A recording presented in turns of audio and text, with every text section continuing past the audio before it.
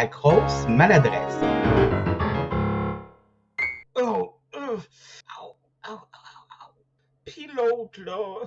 Bonjour à tous et à toutes et à ceux entre les deux. Bienvenue à un nouvel épisode de la grosse maladresse. Puis l'autre, là.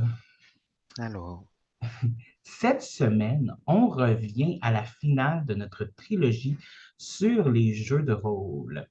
Mais avant d'embarquer dans le sujet, je vous rappelle qu'il y a un concours pour gagner le film Killer Clown from Outer Space et aussi le livre Oneria de Patrick Sénécal. Comment participer? Vous allez sur iTunes, vous mettez des étoiles, vous écrivez un commentaire, vous prenez un screenshot et vous envoyez ça à l'adresse courriel la grosse maladresse en un seul mot à commercial@gmail.com. Donc, en date de l'enregistrement d'aujourd'hui, j'ai maintenant 2 participants. Ouh! Donc, pour l'instant, c'est 50 des chances que vous avez de gagner. Donc, c'est ça. Inscrivez-vous.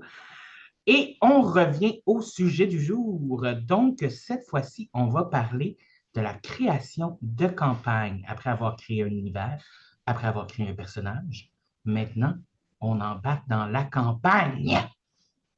Et bien sûr, yay! et bien sûr, j'ai besoin de quelqu'un pour m'aider parce que je ne suis pas un master, je ne suis qu'un joueur, simple petit joueur.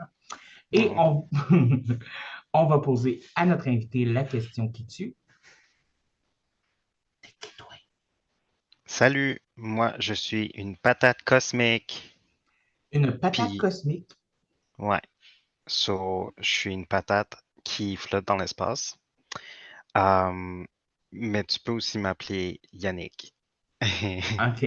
Donc, Yannick, la patate qui flotte dans l'espace. C'est moi. Est-ce que ça vient avec des super pouvoirs, ça? Malheureusement, non. À part que je peux faire des vraiment bonnes frites. OK. Mais si tu fais des frites, ça ne veut pas dire que tu vas comme mourir parce que tu vas comme utiliser ton corps pour faire des frites. Ouais, mais c'est des frites. C'est vraiment bon, là. C'est comme, OK. it's worth the sacrifice. Mais si tu es une patate cosmique et tu manges des frites, est-ce que c'est du cannibalisme? Absolument. OK. Oui, j'encourage le cannibalisme. Donc, don't put this. Don't, Ça, mets pas ça dans le record. ça va clairement être ça, l'extrait TikTok. Euh, Et donc, écoute, tu es ici cette semaine pour nous parler de campagne pour les jeux de rôle et les RPG, comme on aime bien dire, au Québec. C'est bien ça? Oui, donc les jeux sur table, en tant que tel, je suis un maître de jeu. Les jeux sur table sur lesquels on joue notre gang ensemble, c'est pas des jeux sur table qui existent déjà, dans le sens que c'est pas des D&D, c'est pas des Warhammer, c'est vraiment des jeux de table qui sont faits de fond et en comble à la maison. Que, Sont faits à la bonne franquette. à bonne franquette, c'est ça. Et donc, toi, bon, on va se dire, tu es le master de mon groupe de D&D depuis quand même quelques temps. Ouais. Tu as déjà fait plusieurs games différentes dans différents univers et différents types de campagnes quand même pour chacune des games. Ouais. Donc, c'est ça qui donne le pouvoir d'avoir le droit d'en parler aujourd'hui. C'est ça. Donc, à cause que je suis maître de jeu de rôle, ben, je peux parler de jeu de rôle. Ouais. Puis moi, ben, je peux parler de rien. En tout cas, bref. Mais donc, on va y aller tout de suite dans le sujet. Écoute, avant de commencer à générer ta campagne, là, avant de commencer à penser à ta campagne elle-même, c'est quoi les éléments que tu as besoin de savoir et les éléments que tu as besoin pour pouvoir commencer à travailler dessus là, concrètement? Ça, c'est une vraiment bonne question. Prends les interlocuteurs, là. C'est ça le mot? Ceux qui regardent? Interlocuteurs? Interlocuteur, ben non, interlocuteur, c'est une personne qui te parle. Ah, Les ok. auditeurs vont être ceux qui vont Auditeurs, regarder. c'est ça. Tu peux dire, moi, je les appelle mes maladreuses. Fait que si tu veux T'es les appeler les maladreuse. maladreuses, tu peux. Cute. Ok, fait que t'es maladreuse. Ils ont probablement écouté les premiers et le deuxième épisode. S'ils l'ont pas déjà fait, je les encourage fortement à aller les écouter, ainsi que tous les autres épisodes, parce qu'ils sont tous vraiment bons. Qu'importe. Ceci dit. Le plus euh, ironique, c'est dit par quelqu'un qui écoute même pas mes podcasts, tu sais. ok, d'accord. En tout cas, euh, fait que qu'est-ce qui arrive, c'est que pour les jeux de rôle, dans le fond, comment que ça fonctionne pour la création, c'est que souvent, ça vient à travers une inspiration qui est souvent juste un concept. Donc, c'est pas nécessairement quelque chose de concret. Ça peut être un thème, ça peut être une situation qu'on a vécue dans la vraie vie, un film qu'on a regardé, puis on aime juste le vibe que ça nous donne. Puis après ça, on part à partir de ça. Notre imagination a tendance à juste aller dans n'importe quelle direction. Imaginez comme, tu sais, quand vous êtes dans une situation où que, genre, il y a quelque chose qui vous rend comme mal à l'aise, puis là, vous commencez à overthink, tu sais, votre cerveau commence à juste réfléchir pour rien. Mais c'est la même chose, mais avec de l'imagination puis des choses fun. Comme ton cerveau commence à penser à plein de choses qui ne vont jamais arriver, mais qui est vraiment intéressant puis fantaisique. Fait que c'est le même concept.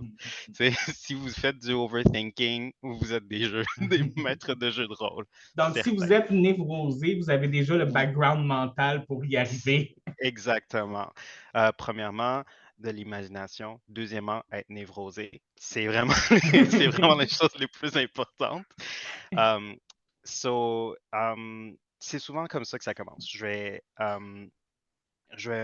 par exemple, regarder un animé. Puis il y a quelque chose que j'aime à propos de l'animé et ça connecte tout de suite à, je pense, la chose la plus importante pour les jeux de rôle. Ça connecte tout de suite à mes joueurs. Fait que je vais voir une situation, puis je vais être comme, oh my God, je veux que mes joueurs vivent cette situation-là. Je veux voir comment ils vont se sentir à travers ça. C'est vraiment l'émotion de qu'est-ce qu'on veut partager, puis etc.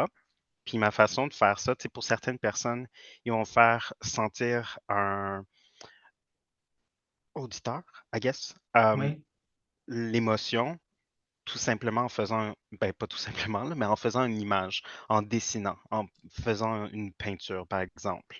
Mais pour OK. moi, c'est à travers le storytelling, donc à travers faire une histoire, puis dire une histoire avec l'aide de mes joueurs. C'est comme ça que je les fais ressentir des choses. C'est une forme d'art, on pourrait dire. Ben, c'est une forme d'art. Ouais. C'est comme écrire c'est comme écrire un livre ou peindre, justement, mais dans ta tête. Ouais. Toujours. Puis d'embarquer Um, tes joueurs dans ce monde-là aussi. oui, c'est sûr. Fait que ça, c'est comme ça que ça commence pour répondre à ta question là, de façon plus directe. Et normalement, j'imagine que tu as besoin d'avoir créé le monde dans lequel ça va se passer aussi. Ouais, ben généralement pour le monde, c'est la création du monde, ça vient après ça, comment tu expliques toutes ces imaginations-là que tu as. Il y a différentes façons de faire un monde, puis vous avez vraiment vu les différentes façons de chacun des maîtres de jeu Oui, dans les épisodes passés. Mais par exemple, je vais prendre moi, souvent, mes mondes vont se baser sur qu'est-ce que mes personnages qui vont être dedans vont expérimenter. Fait que, tu sais, oui, je vais avoir une idée générale, par exemple, un thème, genre, je veux que ça soit futuristique, je veux que ça soit post-apocalyptique, etc. Puis là, après ça, je m'imagine les personnages, comment ils vivent dans ce monde-là. Puis je regarde, je pense même ça l'a décrit, là, je regarde une génération passée comment que leurs parents ont vécu, puis après ça, comment que ça a affecté les personnages, puis après ça, comment qu'ils vivent avec tout ce bagage-là, et en plus du monde qui sont entourés d'eux, qui sont, en oui. tout cas, dans lequel ils sont.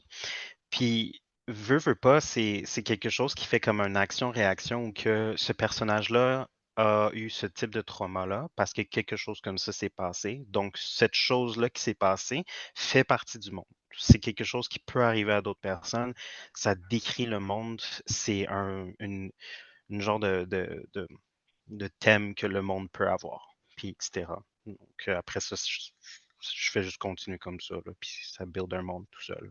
Et quand on crée une campagne, est-ce que rendu à cette étape-là, tu as déjà besoin de savoir ça va être quoi les personnages de tes joueurs ou est-ce que ça peut être quelque chose que tu crées avant et tu peux imbriquer tes joueurs dedans après? Ça dépend du style de gameplay de chacun des maîtres de jeu. Moi, je te dirais, pour moi perso, je peux le faire sans mes joueurs. puis après ça, les imbriquer dedans. La plupart du monde le font comme ça, mais je sais qu'il y a certaines personnes qui préfèrent avoir les joueurs pour savoir où que ça s'en est, tu sais.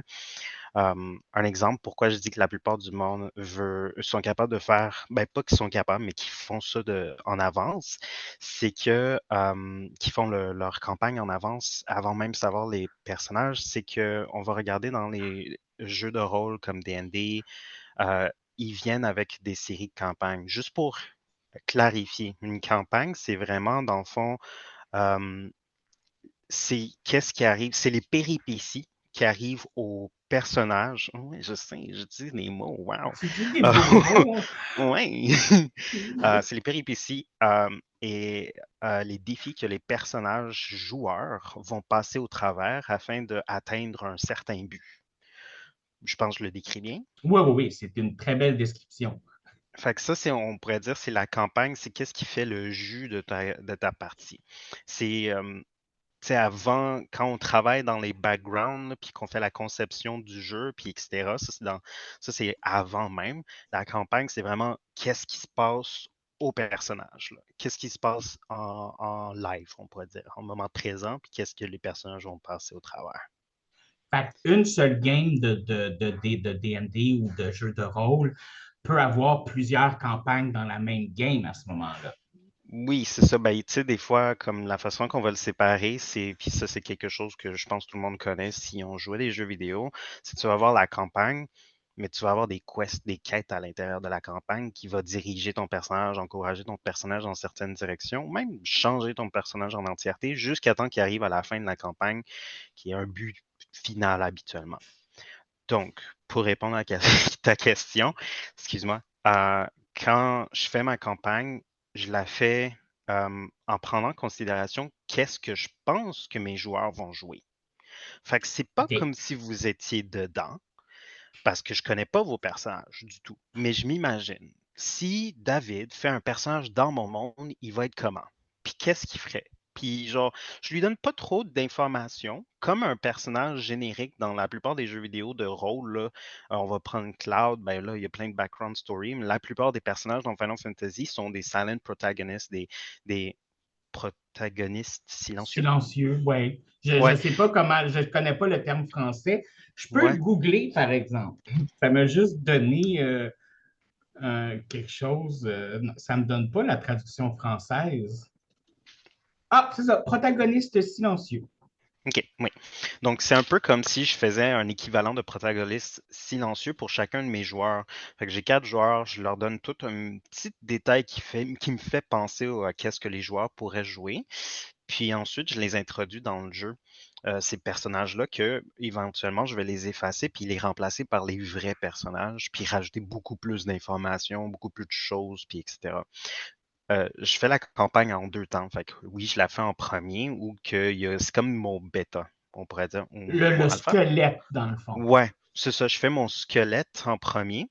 Puis après ça, je prends le même squelette, mais je rajoute des morceaux, je rajoute de la chair, du muscle, tout le kit qui fait que ça fait une campagne en entier, qui fait du sens et qui a de la cohérence avec les personnages que vous allez jouer. Donc, c'est ça. Fait que dans Moi, la conception, entre le moment de la conception puis le moment où ça se joue, il y a quand même beaucoup des changements qui se font. énormément, énormément. Souvent, tu sais, ça peut arriver même qu'un exemple, c'est j'ai fait une game basée sur le monde de Marvel. Le, la campagne que j'avais initialement contre la campagne que j'avais après que vos personnages soient introduits à mon jeu était complètement différent. Tu sais, il y avait certaines choses que j'avais gardées, surtout ce qui affectait certains des personnages, donc les personnages non jouables plutôt, mais ça l'a évolué vraiment énormément dans une autre direction basée sur les personnages que vous avez faits éventuellement, en effet. Et quand tu crées des campagnes comme ça, est-ce que tu as déjà au début du jeu, excuse-moi, est-ce Mhm. qu'au début du jeu, tu as déjà une idée de qui ça va être ton main villain de tout, là, tu sais, genre ton vilain principal de la fin finale? C'est- c'est- la chose, c'est que j'aime pas ça avoir un main villain. Souvent, j'aime pas l'idée d'avoir un main villain parce que euh, ça met beaucoup trop de pression sur ce villain-là. OK. Euh, Parce que mon but pour qu'un villain devienne main, faut que tout le monde le déteste. Right? OK. Mais si ça arrive souvent que je vais faire un villain que pour certaines personnes, ce qu'il fait, c'est pas que c'est pas mal, mais ça les affecte pas autant.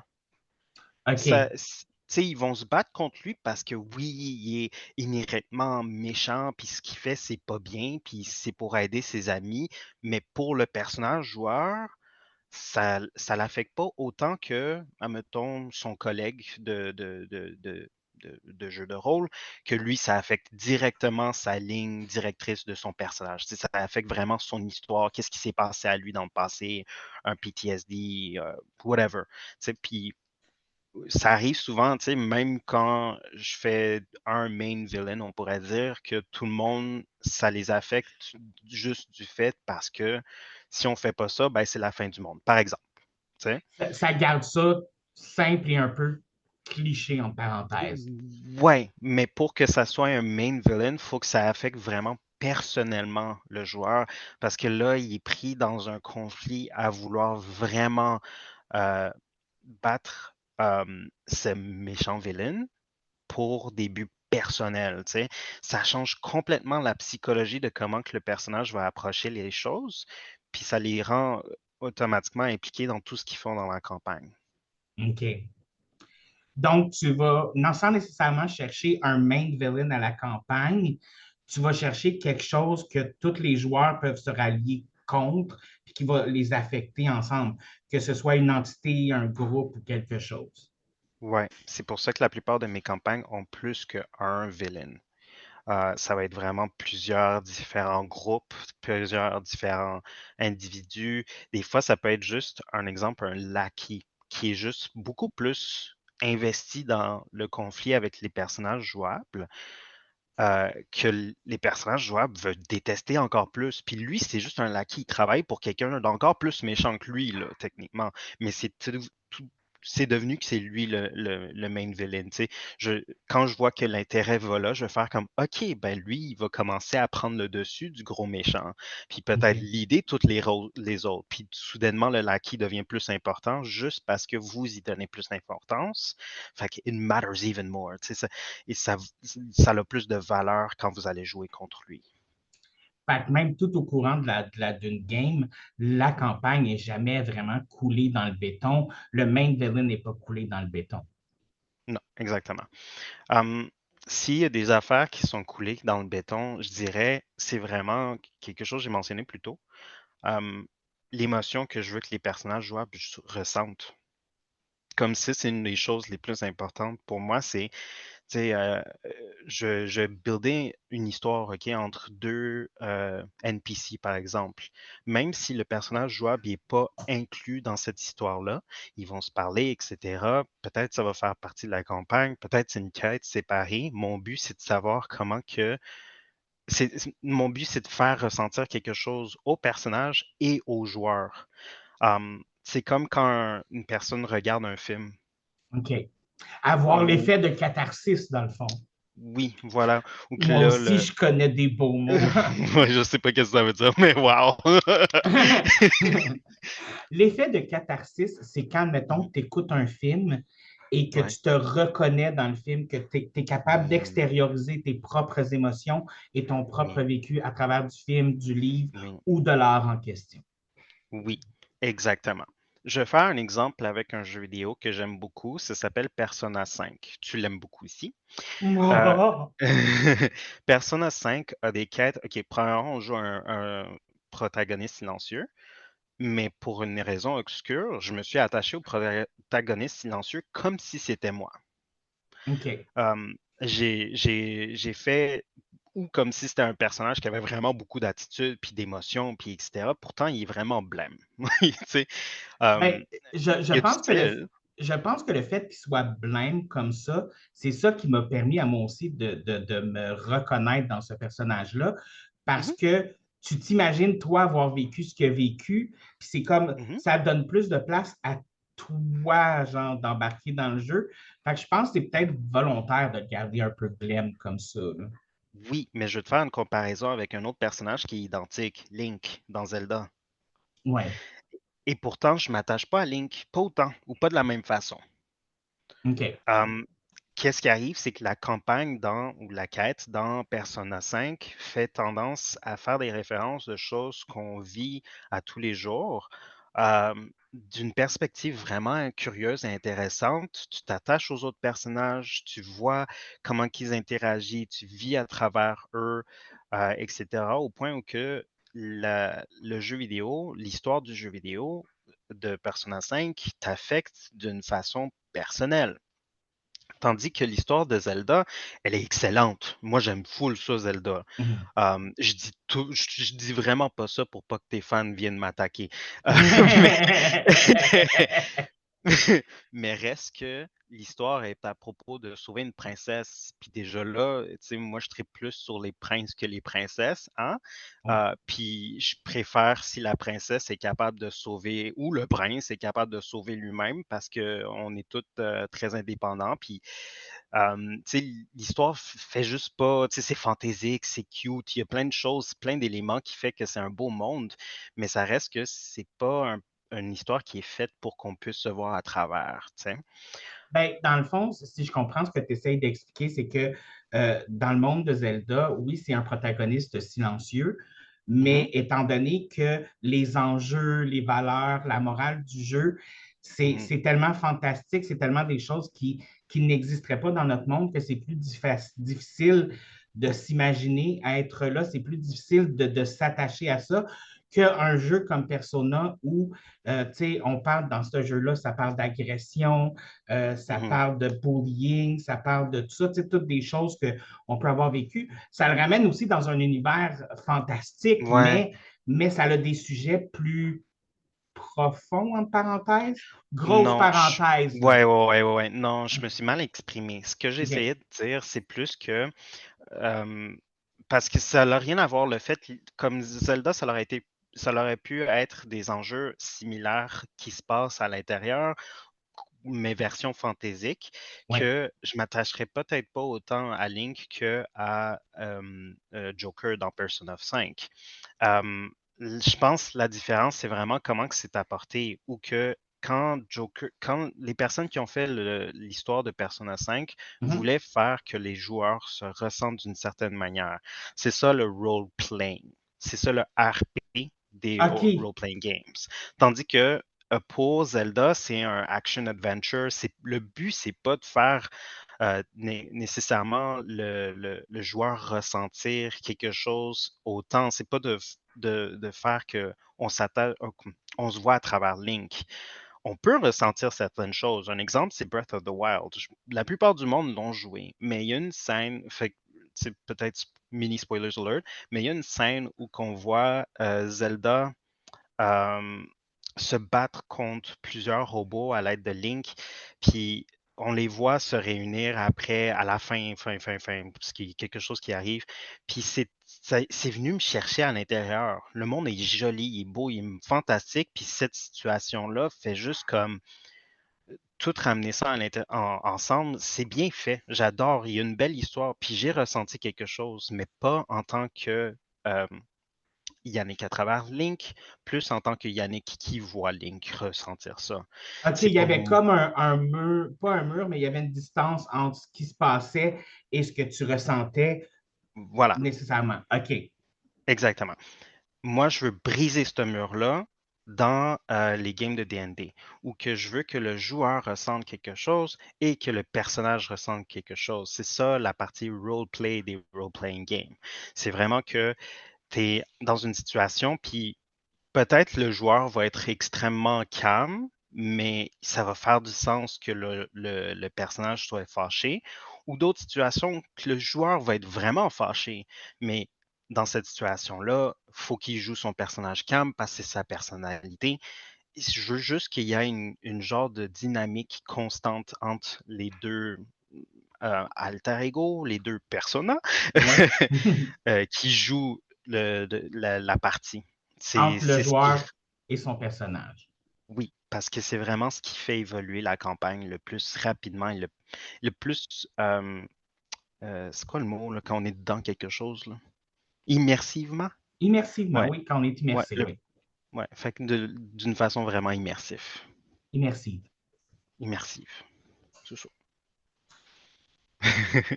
Ça se conjugue au féminin puis au masculin, genre immersif, immersive.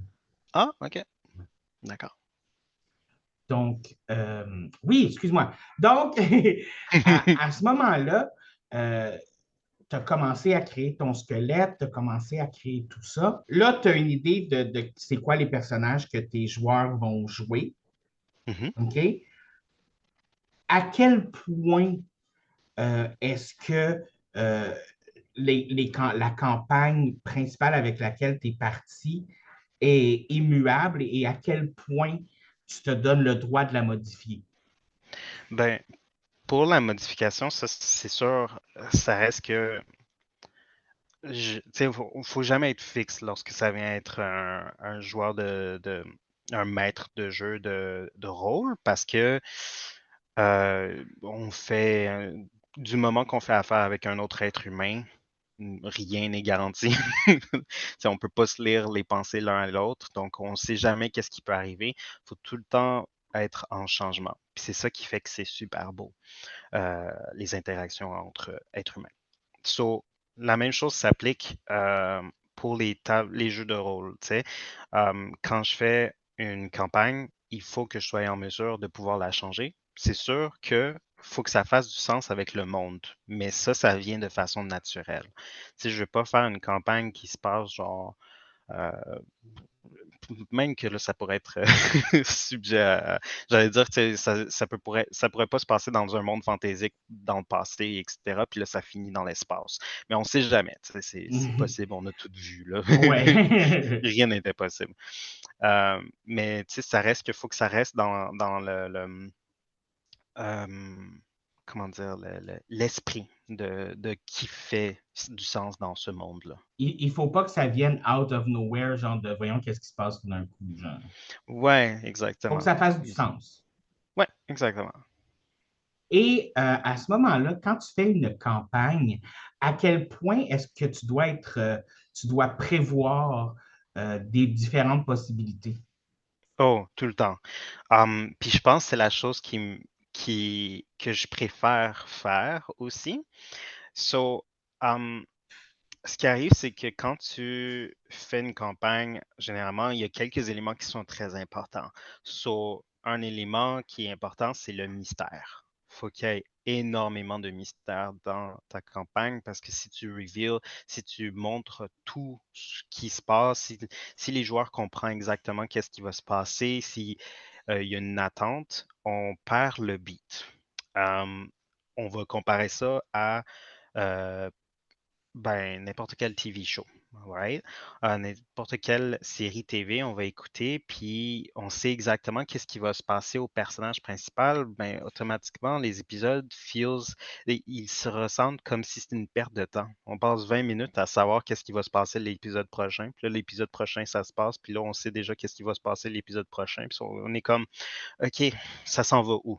Puis on veut pas que nos joueurs se sentent comme ça. Si nos joueurs commencent une partie, se mettent à jouer, puis etc., puis ils se rendent compte que ils sont capables de savoir où que ça s'en va, story-wise, ils n'ont pas autant d'excitement à passer au travers, ils vont juste attendre que ça se passe pour pouvoir passer à quelque chose de plus intéressant, plus mystérieux, plus curieux. Fait que c'est vraiment de garder ce mystère-là vivant tout au long de la campagne, ou at least le plus longtemps, ou de façon le plus intéressante possible. Mais est-ce que le contraire est aussi vrai si c'est trop mystérieux, s'il n'y a pas assez d'indices, si c'est trop genre que tes joueurs comprennent vraiment pas ce qui se passe et tout ça, est-ce que ça peut Mhm. avoir l'effet contraire ou ça va les décourager? Ben, il faut faire la différence entre être mystérieux puis faire de la confusion. C'est pas la même chose, right? Si les joueurs sont confus, c'est que tu fais you're not doing mystery, right? Si les joueurs sont confus puis ils sont pas capables de faire euh, une série de logical assessment, comment on dirait ça? Euh, Logical une, assessment, c'est correct. ouais, une série de logique dans leur pensée, puis ça amène à rien, ils vont se tanner aussi. C'est comme je te donne un problème mathématique, puis tu n'es pas capable de le régler, puis je te donne pas de solution, tu vas te tanner, puis tu vas juste le mettre de côté, puis faire des choses plus simples. Fait que fait que le but, c'est pas que ça soit compliqué. Le but, c'est que ça soit mystérieux. C'est là la différence. Donc, c'est pas un dessin à colorier qui a déjà toutes les lignes, mais c'est pas genre une équation de physique quantique non plus. Voilà, exactement.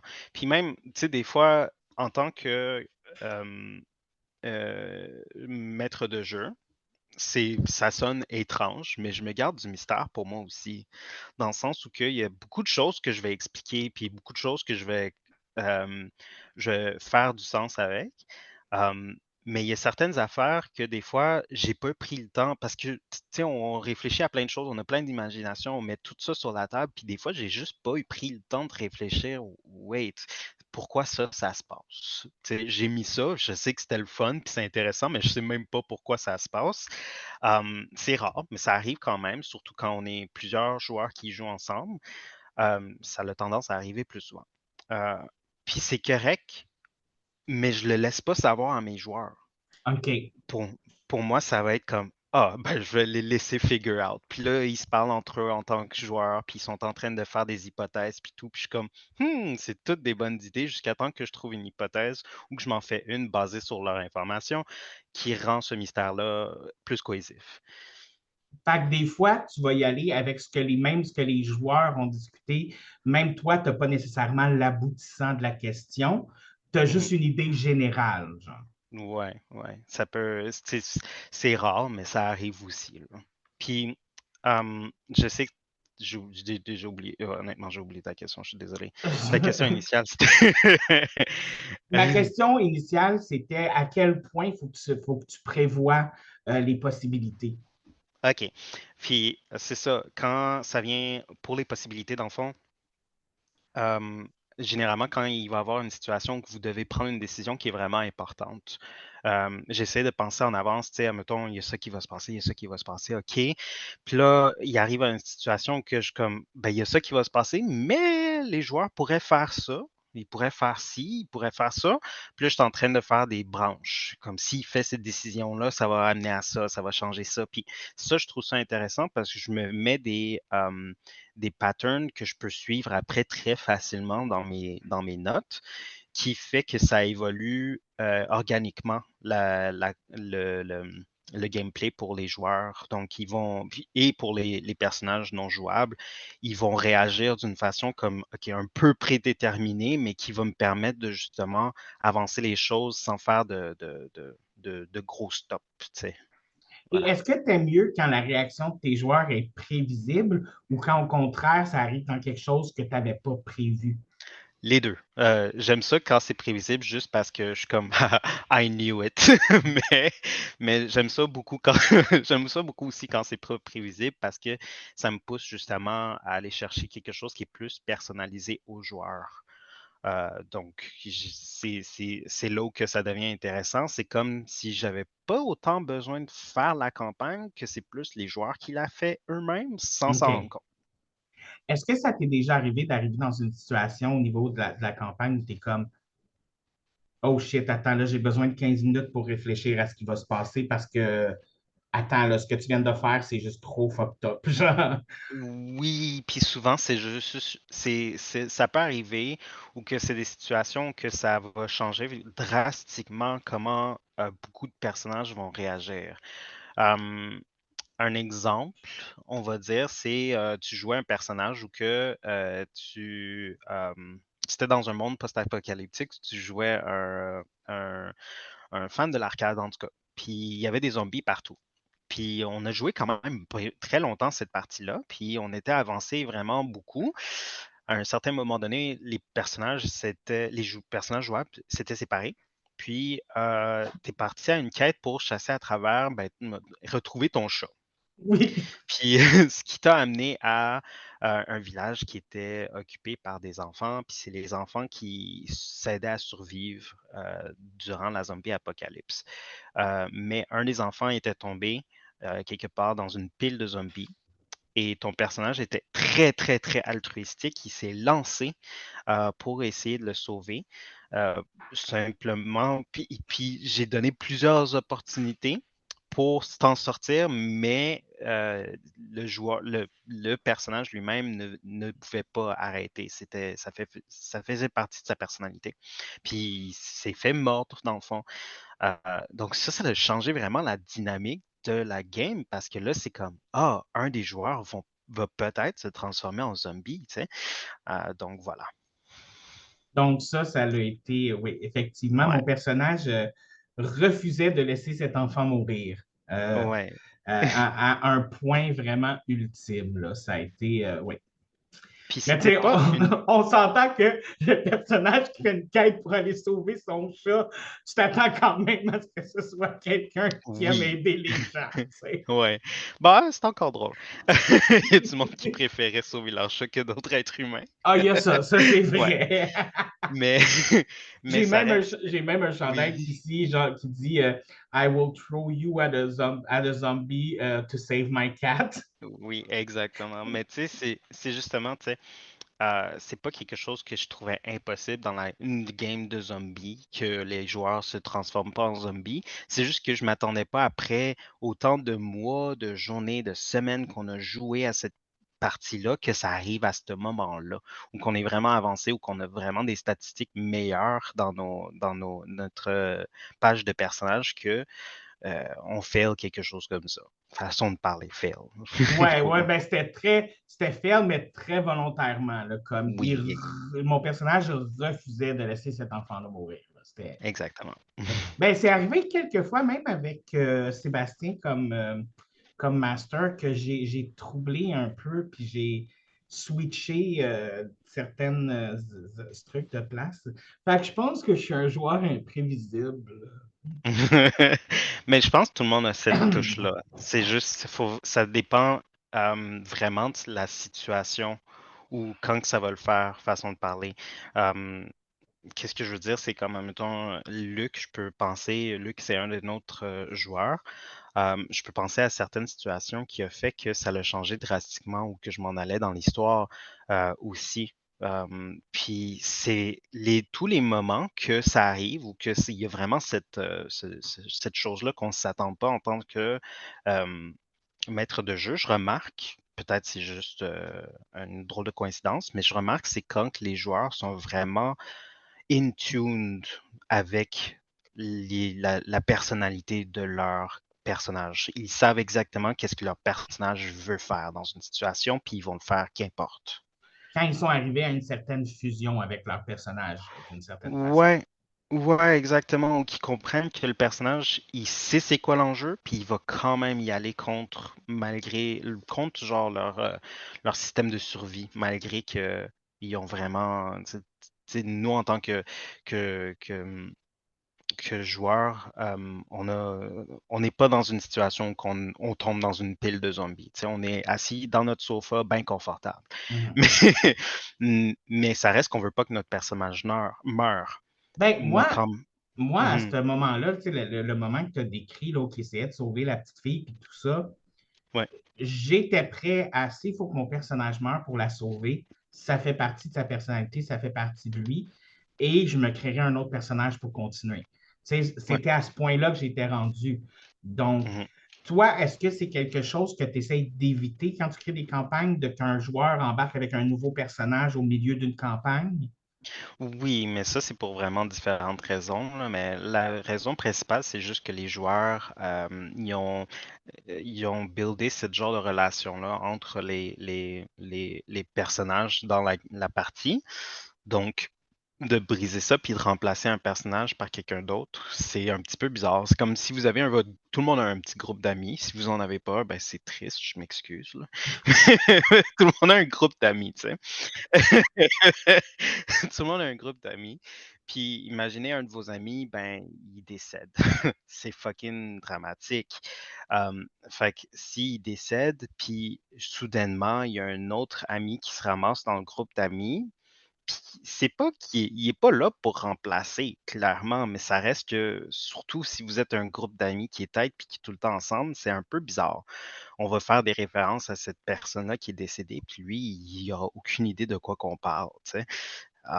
Mais là, c'est encore plus awkward dans une partie de D&D parce que le joueur, il sait de quoi que vous parlez, mais le personnage, non. Fait que c'est juste étrange. C'est juste, ça brise la dynamique des fois. OK. Fait que t'aimes Ouais. mieux que les joueurs puissent rester vivants. Oui, idéalement, oui. Et là, Qu'est-ce que je devrais faire? C'est s'il y en a un qui meurt, ben ils meurent tous, puis on recommence toutes. Et tous des nouveaux personnages. Comme ça, là, nouvelle dynamique. t'as Yay! voulu mourir, ben t'as Ouais, tué toutes les autres. voilà, ça règle le problème. Mais là, tu viens de dire que c'était quand même ça ta partie préférée, de prévoir les différentes choses, de prévoir des branches, de prévoir tout ça. Oui. Est-ce qu'il y a quelque chose que tu aimes vraiment moins ou que pas du tout quand tu crées une campagne? Je pense qu'est-ce que j'aime pas faire dans. Non, il n'y a pas vraiment quelque chose que j'aime pas faire dans une campagne. Je peux te dire, il y a quelque chose que je fais. Il y a des moments où que je vais travailler sur une campagne puis je vais pas aimer ça. Um, un exemple, c'est, admettons, je sais exactement où que je veux que la campagne se dirige. Oui? Puis pour que ça aille là, il faut que je fasse plein d'autres parties qui amènent à ça, mais les autres parties sont comme juste moins intéressantes que là où je veux que ça aille. Un exemple, là, je vais prendre. C'est comme si, imaginez euh, genre un jeu vidéo. OK. Je vais le comparer à un jeu vidéo, again. Euh, le, ou non, on va parler de télésérie parce que ça va être plus clair. Fait que, mettons, j'ai une télésérie. On OK. aime la télésérie saison 1. Elle est bonne. Après ça, on arrive à la télésérie saison 2. Elle est un petit peu. Elle n'est pas mauvaise, elle est juste différente, right? Mais elle est vraiment juste là pour qu'on arrive à la saison 3, là où c'est malade mental. Comme tout ce qui se passe dans saison 3, épisode par épisode, c'est excitant, là, c'est riche. Ben, c'est le saison 2 qui me gosse. Puis ça arrive des fois quand je fais des campagnes ou que je suis comme en train de faire des quests que même moi, je suis pas vraiment tant impliqué que ça, mais c'est important à ce que ça amène à ce qui va arriver après qui va être vraiment cool. Euh, C'est comme tu es forcé de travailler sur quelque chose de moins excitant pour arriver à ce qui va être plus excitant. oui, puis tu sais, des fois, ça peut, c'est pas, tu sais, c'est pas comme si je peux décider que, ben, je vais rendre ça le fun. J'essaie le mieux que je peux, mais des fois, c'est juste comme, c'est juste la logique même que certaines choses se passent. Un exemple, c'est que vous êtes pogné dans une prison à cause que vous avez fait certaines situations avant, right? Ben, moi, perso, je trippe pas sur les prisons. Fait que j'aime pas le système de la prison, puis je trouve ça plate avoir à jouer des gardes, puis jouer d'autres prisonniers, puis faire toutes ces affaires-là qui se passent dans la prison, juste pour arriver au Prison Break, là où que ça va être vraiment intéressant. You know what I mean? Fait que tout ce qui va amener au Prison Break, c'est là que tu es comme ah, faut que je fasse tout ça, genre. Ouais, c'est comme, tu sais, je pourrais pas juste le skipper, ça ferait pas de sens. Tu sais, OK. c'est pas quelque chose que je peux faire. Genre, ça fait 30 jours que vous êtes en prison. Prison Break time! Ouais, c'est ça, c'est comme non, faut qu'on joue qu'est-ce qui se passe là-dedans. Mais souvent, quand ça fait ça, c'est des situations que je m'attendais pas qui arrivent, qui vous amènent ça. D'où une prison, par exemple. Donc, c'est des Euh, situations que tu as été un peu forcé, entre parenthèses, à être dedans par justement la réaction des joueurs ou ce que les joueurs, ou les dés qui ont mal lancé ou des choses comme ça. ouais, exactement, c'est ça. Tu sais, puis je pourrais éviter ces situations-là encore, comme je l'ai dit, mais ça ferait pas de sens. Tu sais, fait que, tu sais, des fois, c'est pas tant de faire quelque chose qui est le fun, mais autant de faire quelque chose qui fait amener l'histoire quelque part, tu sais. Quelque chose de plus organique. Ouais, exactement. Mais ça, c'est la partie que j'aime moins des campagnes, on pourrait dire. Et dans ta création de campagne, où est-ce qu'elle va l'importance des dés? Hum, ça, c'est très intéressant. Moi, je dirais que c'est très important. Un exemple, encore, je vais ramener la partie que je me suis inspiré de Marvel. J'avais une campagne initiale, puis c'est les dés qui a fait que j'ai changé de campagne entièrement. OK. Hum, c'est des dés que tu as roulés, en fait. Euh, parce qu'on a un système, dans le fond, que mon frère a créé à l'aide de Kina, j'assume. Puis dans ce système-là, c'est comme une centaine d'événements random qui peuvent se passer à travers la journée. Fait que, tu sais, à un moment donné, vous allez être, vous faites votre personnage, vous promenez, puis etc. Puis à un certain moment donné, tu sais, si j'ai pas d'inspiration, je vous dis, OK, roulez un dessin juste pour avoir une situation random, puis amener quelque chose dans, tu sais, faire une petite mini-quête, dans le fond, une side quest, on pourrait dire. Puis c'était une mini-quête que tu as été, tu t'es fait sponsor par un autre personnage qui est très, très important dans le monde de Marvel, C'est qui a, vrai. qui a causé que ça a débuté une genre d'organisation et un groupe de super-héros, d'où toi et quelques autres personnages non jouables étaient responsables. Puis ça a changé entièrement la campagne, là. C'était pas du tout là où ça s'en allait. Ouais, C'était pas censé être autant de personnages ensemble. on est passé d'un petit groupe qui veut sauver le monde à ouh, on a une corporation de super-héros. Wow, le petit groupe qui veut sauver New York spécifiquement. Ouais, ok, New York. Euh, Je m'excuse, ça l'a fini dans l'espace. oui, en effet. En effet. Mais ça, c'est toutes les Marvel. Si ça finit pas dans l'espace, c'est pas vraiment un comic book Marvel. Ben moi, je connais beaucoup de films Marvel qui finissent pas dans l'espace. Mhm, sure. Mais donc l'importance des dés, ça peut changer complètement une campagne à cause d'un petit événement, à Ouais, cause d'un dé mal roulé, un dé bien roulé. Fait qu'il faut oui, quand même que quand tu gères ta campagne, il faut que tu aies un système de dés qui fonctionne bien. Euh, oui. il y a des gens qui vont utiliser le système de Donjon Dragon, Warhammer. On en parlait là, avec Sébastien. Là, il y a même Sailor Moon, il y a même Power Rangers, Alien.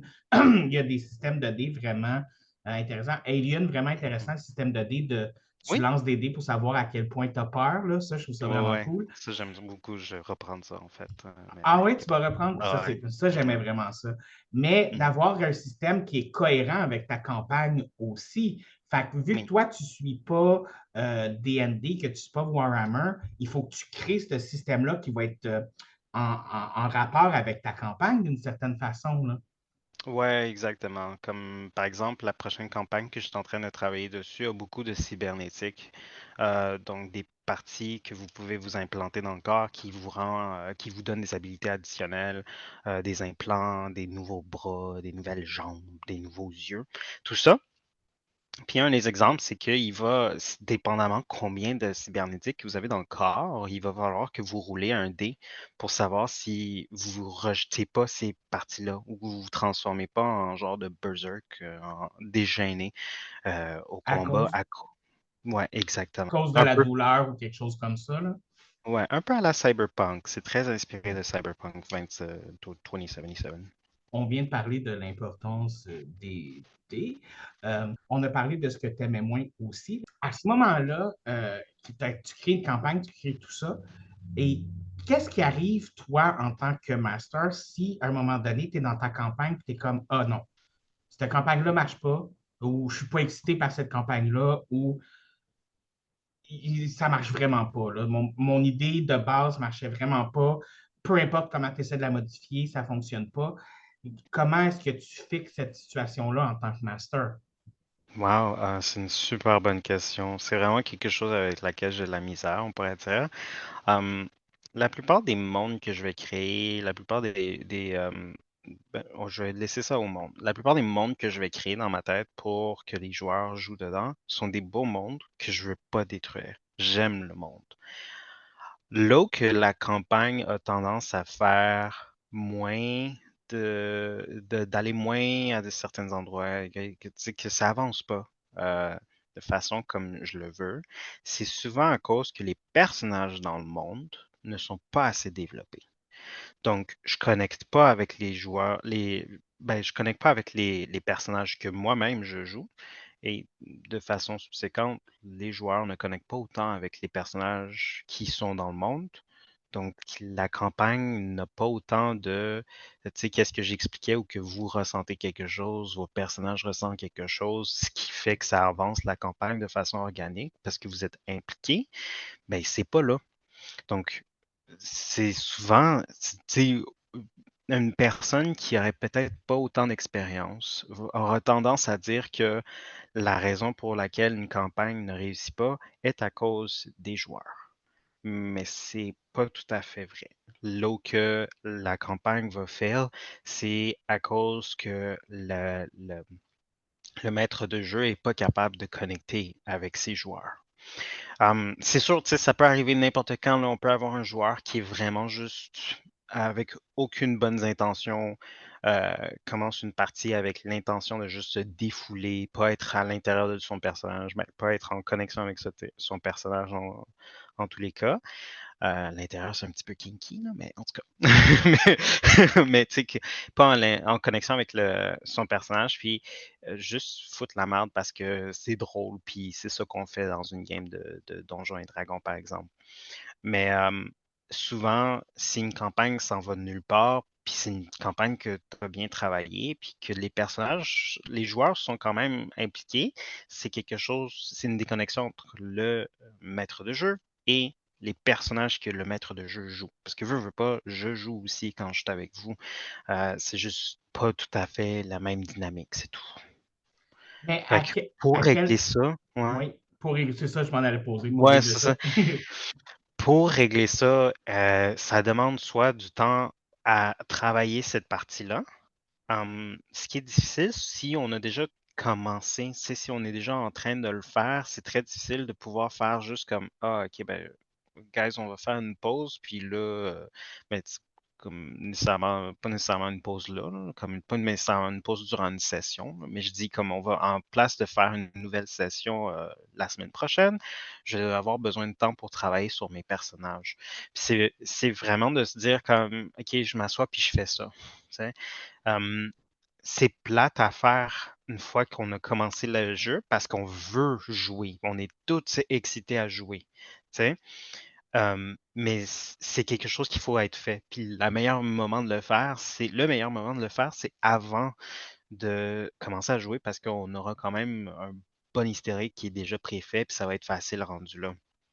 Un exemple, par exemple, là, ça va être un peu comme je te ramène à la prison, la Oui. situation de la prison. C'est quelque chose que j'aurais pas pu planifier avant même de faire la partie. Pour moi, c'est pas je suis pas en train de faire le background story de tous les personnages qui vous allez potentiellement rencontrer. Je fais juste ceux que je pense est important pour la campagne. Mais si la campagne s'en va dans une prison, par exemple, j'ai pas pensé à ça. Fait que là, il faut que la meilleure chose à faire, c'est de prendre le temps de reculer, puis de travailler sur chacun des personnes que vous allez rencontrer dans la prison avant même qu'on ait la prochaine session. Et là, soudainement, ça devient super excitant, puis vraiment le fun, puis je reprends le dessus de la campagne. Ou des fois, on peut juste pas vraiment faire ça si on est trop lazy, puis faire qu'on passe à travers, c'est un petit peu rough. Mais le prochain chapitre, c'est vraiment bon. C'est vraiment ça. C'est de prendre du temps pour travailler sur les personnages dans la campagne. Est-ce que tu penses qu'il peut y avoir un moment où une campagne ne peut pas être rescapée? Que, OK, non, ça ne marche juste pas, cette campagne-là. On ne peut pas l'améliorer, on ne peut pas rien faire. Ça ne marche juste pas. C'est difficile à dire. Je pense que les seules situations que j'ai vu ça arriver, c'est quand les joueurs étaient contre d'autres joueurs. OK. Là, c'était difficile à rescaper parce que je peux pas contrôler les actions de mes autres joueurs. Tu sais, ça devient où que là, les joueurs non jouables doivent prendre des parties. Là, la campagne principale où que vous avez un gros méchant prend le côté pendant que vous dealez avec votre animosité entre joueurs. Tu sais. Puis des fois, ça peut même amener une mauvaise ambiance entre les joueurs eux-mêmes. Pas entre les personnages nécessairement, mais entre les joueurs eux-mêmes. Ben, clairement entre les personnages, là, mais entre les joueurs eux-mêmes, ce qui rend les parties moins faciles à jouer, les joueurs moins impliqués autant. euh, Puis c'est normal, tu sais, on veut tous protéger nos émotions, fait qu'on va se séparer cette situation-là entre joueurs et personnages, mais ça reste que ça c'est quelque chose qui est dur à rescaper. C'est pas impossible, c'est faisable, ça prend du temps, Puis une fois qu'on passe au travers, si c'est réglé de façon équitable, tout est correct. Mais généralement, comme n'importe quel combat ou n'importe quelle guerre, il y a un gagnant puis un perdant. Puis des fois, il y a deux perdants aussi. Souvent, il y a deux perdants. Moi, il y a une affaire que j'ai toujours rêvé de faire dans une game, mais c'est au moment Mhm, où je sais là, qu'on est dans la finale de la game. Là. Tu sais, la mhm, game, elle s'est jouée pendant on ne sait pas trop combien de temps, tout dépendamment. Puis on est dans la finale, là, que, il reste peut-être deux, trois games à jouer, genre, pour que mhm, la game soit finie complètement. Il y a toujours une partie de moi qui fait comme oh, j'aimerais ça que mon personnage devienne un traître live là, là. mhm. Mais ça c'est pas Ouais, mon personnage qui parle. Ça, non. c'est David qui est Ouais, il me semble que je suis comme. ben, Bref. c'est non, mais c'est vrai que je pense que tout le monde a ce genre puis je parle même pas dans les games, là, je parle dans la vie de tous les jours, là, tout le monde a cette genre idéologie de cette romantisation d'un villain qu'on voudrait être, là, tu sais. On voit des films puis on est comme, souvent, on veut pas être le héros, on veut être le méchant parce qu'il est fort, il est sans, tu sais, sans rancune, il s'en fout de tout, il fait ce qu'il veut, fait que ça a l'air fun, ça a l'air impressionnant. Mais ouais, non, c'est ça, c'est pas quelque chose qui est souvent réaliste. Et il me reste deux petites questions à poser en rapport à ça. Est-ce qu'il y a d'autres choses par rapport autres que les questions que je t'ai posées que tu penses qu'il est important de mentionner au niveau de la création d'une campagne? Hum, Tu sais, un exemple, c'est que je pense que j'ai mentionné plutôt qu'il y avait des campagnes qu'on peut pogner dans D&D, dans Warhammer 40K, puis etc., qui sont toutes déjà préfaites. Donc, ils disent exactement où que ça va aller, puis etc. C'est un peu un railroading de personnages. Fait que, mettons, le personnage se rencontre en taverne, ben, il dit vraiment scène par scène qu'est-ce qui va se passer. Là, il y a eu un meurtre dans la taverne. Puis la meurtre, c'était quelque chose que l'un des personnages devait faire. Puis après ça, ils doivent aller quelque part d'autre pour aller régler ce meurtre-là. Puis après ça, ils doivent faire ci, ils doivent faire ça. Puis là, ça connecte avec l'autre personnage, parce que les personnages sont aussi préécrits pour les joueurs. OK. Euh, Ce qui rend, tu sais, c'est bien, puis c'est le fun. C'est un peu comme, ça me rappelle les livres, les histoires dont vous êtes le héros, OK, ouais. right? Puis il n'y a rien de mal à ça. Puis on peut toujours rajouter des choses comme ça, dans le sens où on peut toujours rajouter des choses personnalisées. Ça reste que ça reste pris dans ces campagnes-là. Si vous décidez de faire votre propre campagne, gênez-vous pas de vous inspirer de choses qui existent déjà, de histoires qui existent déjà, puis tu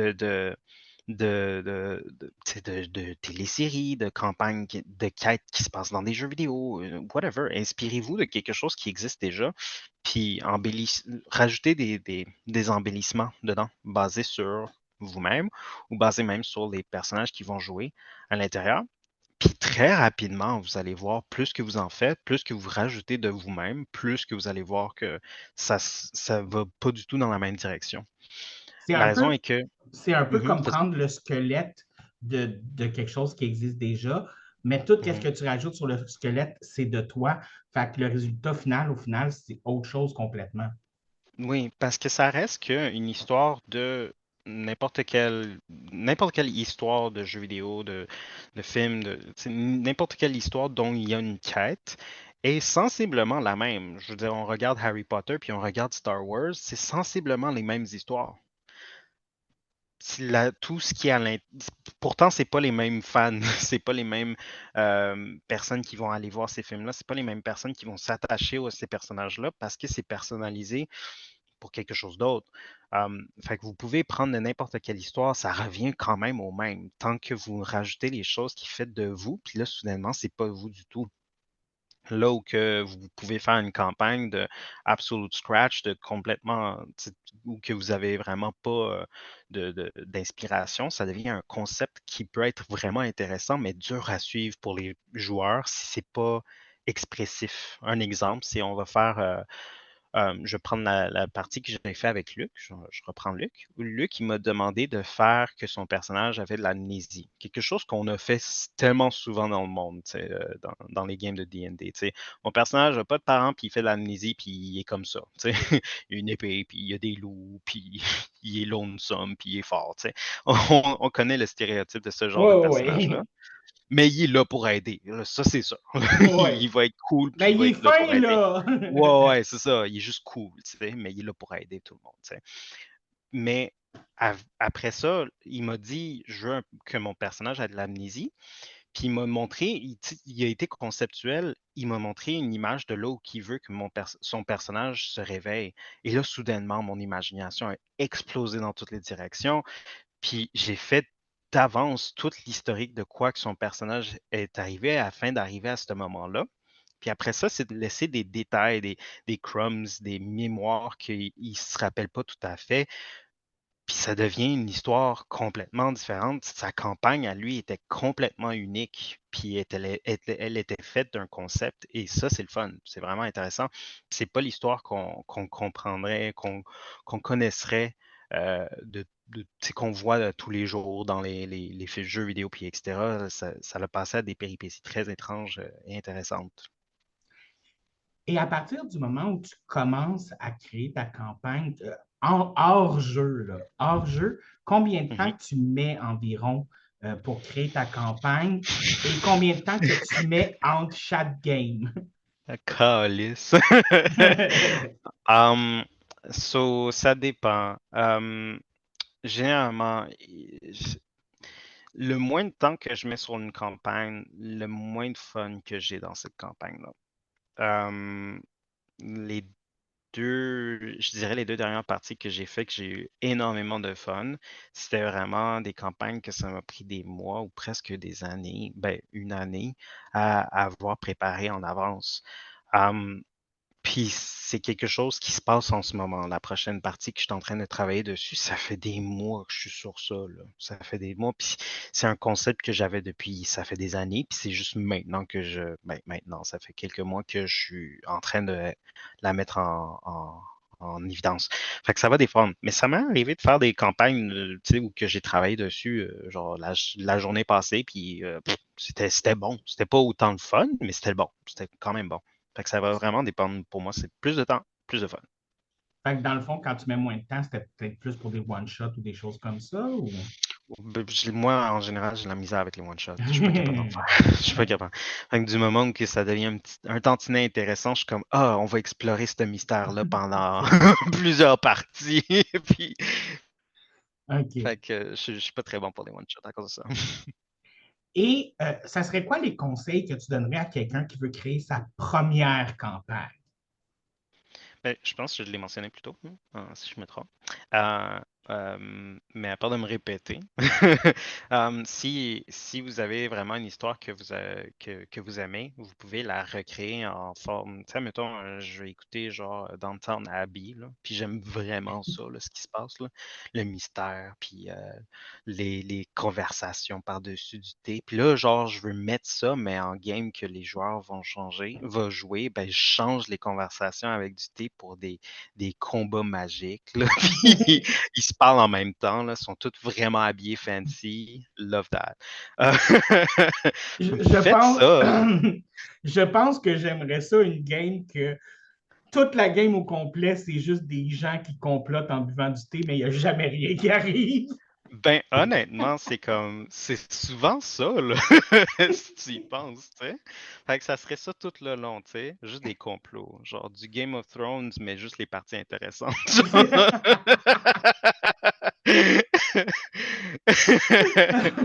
Excuse. Et écoute, on arrive déjà à la fin du podcast. Euh, Comme tu sais, j'aime beaucoup terminer mes podcasts par un conseil slash recommandation de la semaine. Est-ce que tu aurais un conseil slash recommandation de la semaine à faire à mes maladreux? Oui, absolument. Je vous conseille fortement d'aller voir le film Barbie si vous ne l'avez pas déjà écouté. Si vous êtes gêné puis vous vous dites non, c'est beaucoup trop rose et féminin, je peux pas aller écouter ce film-là, ça me représente pas. Fermez vos gueules puis allez-y. Ça vous représente tous. Ça représente l'humanité. S'il y avait un film que je devrais présenter aux extraterrestres, ça serait pas celui-là parce qu'il viendrait nous tuer toutes. Mais Mais ça serait quand même une bonne décision si on veut tous mourir. Fait que allez l'écouter, c'est vraiment excellent, pour de vrai. Écoute, moi, je vais suivre ta lancée et je vais recommander un film que j'ai écouté dernièrement, Renfield. Euh, Oh oui. Écoute, moi, normalement, je n'aime pas Nicolas Cage. Pour une fois, je trouve qu'il fonctionne dans un film. Son overjouage, son cabotinage fonctionne très bien dans ce film-là. J'ai ri, j'ai eu du plaisir, il y a du gore à souhait. Le Ah, film est puissant. Moi, je le recommande fortement. Allez voir ça. Donc, votre fin de semaine, c'est Barbie puis Renfield. oui! Le meilleur de deux mondes, comme Miley Ex- Cyrus. ouais, exactement. Yo. Et sur ce, on se retrouve la semaine prochaine alors qu'on apprend comment dire non à une entité extraterrestre qui nous amène dans son vaisseau parce qu'on est un teenager cool pour battre les forces de l'univers. C'est Power Rangers, ça? Ouais, c'était un clin d'œil aux Power Ok, ok, Rangers. ok. Mais pourquoi tu dirais non? Hey, c'est de la job, là. Ouais. La grosse maladresse. Vous a été présenté par David Morancy. Par David Morancy.